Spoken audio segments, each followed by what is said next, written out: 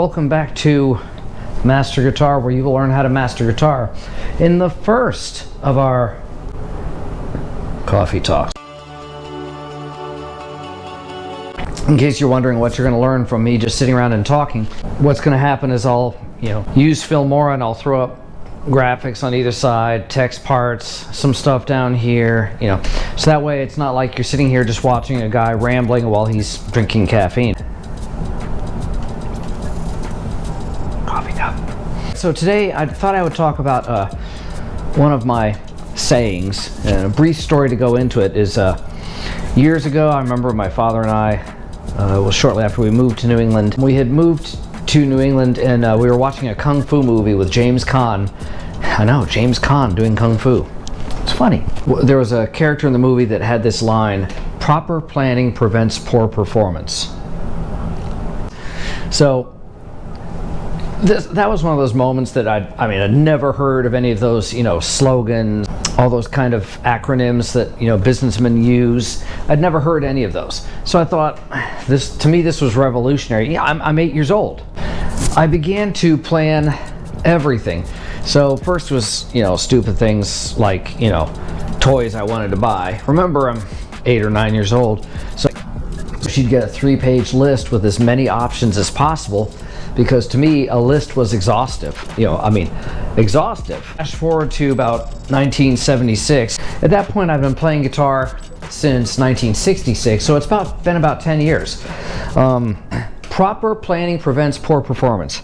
I then took this into, of course you get a guitar, so now you got to think about getting into a band.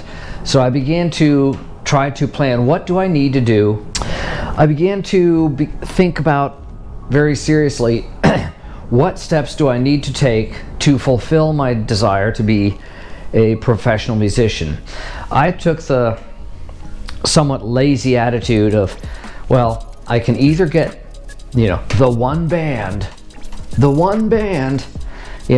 everyone's got the one band. This is the band that's going to go all the way. This is the band. We're going to have 18 million selling albums. We're going to dethrone the Michael Jackson Thriller album.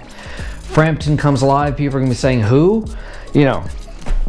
Everyone's got that one band. So if I couldn't get the one band, I had a fallback plan. I would get hired by some other band, some pro band, to replace their current guitar player. And I could think of a list of them, a number of bands that I really didn't like the guitar players for. So what does it take? What do you have to do? Here's some bottom line explanations. Number one, nobody is going to come listen to you playing some cover tune on your guitar in a music store and say, I want to sign you to a multi-million-dollar contract. Here's $50 million in cash. Go buy anything you want right now, and we're going to put you on the road, and I guarantee we'll pay people to like you. And you're automatically going to have multi-platinum albums. That's never going to happen. Sitting in your bedroom playing cover tunes. What is it going to take? So let me quickly move to another story. There's a reason for these stories I tell, by the way. I'm just trying to keep the screen alive so I can see what's going on. I just need to set my GoPro to permanently keep the screen alive. It's harder on the batteries, but it's easier for me.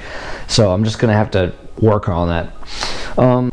No one is going to sign you playing cover tunes. There's only ever been one band that was ever signed playing cover tunes, and the record company said to this band, okay, go ahead and go in the studio tomorrow and record a whole bunch of songs.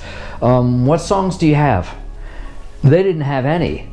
They were just hugely popular, and everyone said, this is an amazing band, and and they ended up putting out 1 or 2 albums that sold a lot, and they're still considered rock legends, mostly because the singer overdosed and died. But that could bring me into my side point, which is, don't do drugs. This is something one of my tour managers used to always say to me.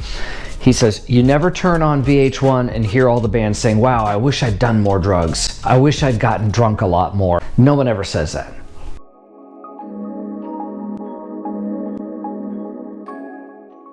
You will get signed if your band is gigging a lot, and you have recorded a demo album.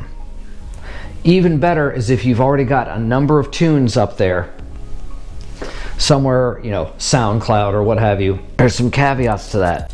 I know in the publishing world, they don't like it if you have self-published your book, because then they begin to raise questions about, well, who owns the copyright on that book? And even though you can show them in the paperwork and have a lawyer sit there and explain it to them, no, I went through this, their policies state this, I own the copyright, it was published on there, I have the proper verbiage and documentation to show that I own the copyright. The publishing company's attitude is going to be, we don't want to take the chance. We're just going to have to turn your book down. What else you got? And you better have another couple of books that are just as good and be ready to go. Same thing with music. There may be that kind of situation where you put up excerpts of your songs, a few songs on SoundCloud and excerpts of your songs. This is not something I can really recommend. This requires a music entertainment attorney. And I am not an attorney. I can't give legal advice, and I definitely can't coach you one way or the other and say, this is what it is, this is what it is. I can't give you legal advice. I am not a practicing attorney. And certainly, even if I was, I couldn't talk about the entertainment business. But you have to have a band, you have to be gigging, you have to be out there playing a lot, you have to have demo recordings, probably you're going to have social media presence and making a lot. So you're going to have YouTube, you're going to have a Twitter account, probably a LinkedIn account, and you need to be posting regularly and interacting with this audience and saying, hey, we'll be playing at Gazzari's, we'll be playing at, I don't even know if half these nightclubs that were so big in the 80s are even still out there anymore. But we're playing at this place, we're playing at that place. I was in a band where we did that, and it was amazing. Everyone always, this is like a repeat of my personal history. Everyone in my band always kind of made fun of me for all this kind of promotion stuff. I always used to do all the planning, all the promotion. Everyone used to say to me, the internet's not real life, and no one really cares if you're posting on this forum. We've got this show coming up, everyone's invited. And then we get there and there would be hundreds of people there. And I was like, wow, I wonder what happened to get these people here. I was like, hey, all that stuff I was putting online about us, playing this show? You remember me calling the radio station saying, hey, we're going to be at this show. Everyone come on out. It's going to be a big show, going to be great. We got a big stage, big live show.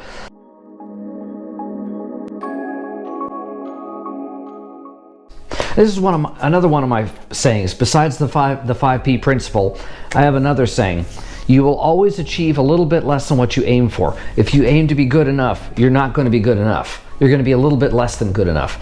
If you aim to be the best, you might not be the best, but you'll get a lot farther than if you say, I just want to be good enough. And as you can see from the way I play guitar, I don't settle for good enough.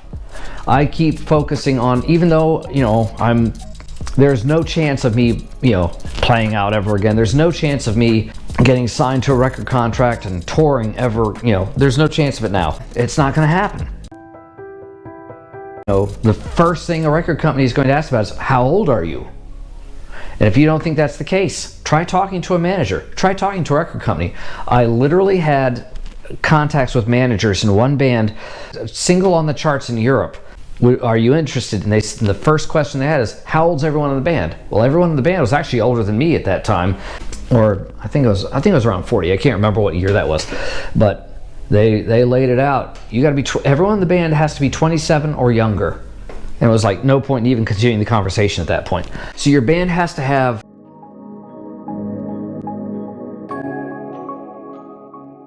something you can bring to a record company. You have to have a promo packet, promo photos, and don't do the thing where you get your kid sister, you hand them your digital camera and say, hey, get some pictures of us, and the one guy's doing like this because he's, she just takes the picture and walks away, and you're left with, well, that's all we got. One guy's and someone else is like got their finger in their eye because they're rubbing the sleep out because they've been up all night working on this part in their song. You need to have a lot of photographs. If you have 200 photographs to pick through, you'll be able to pick through good ones.